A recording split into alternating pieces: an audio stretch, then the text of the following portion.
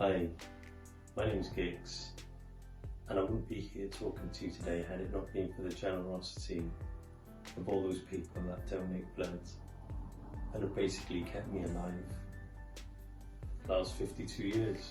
The condition I have is beta thalasaemia major, and it's basically a severe blood disorder. I've had the condition all my life. I was diagnosed at 6 months old and basically received blood since a baby. So in effect, you know, I've been having blood all my life, but without it, I don't really have a chance.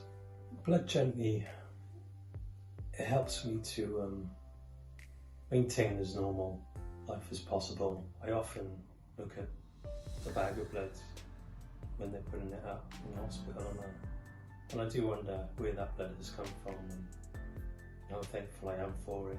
Donate blood. It's probably the most amazing thing you can do.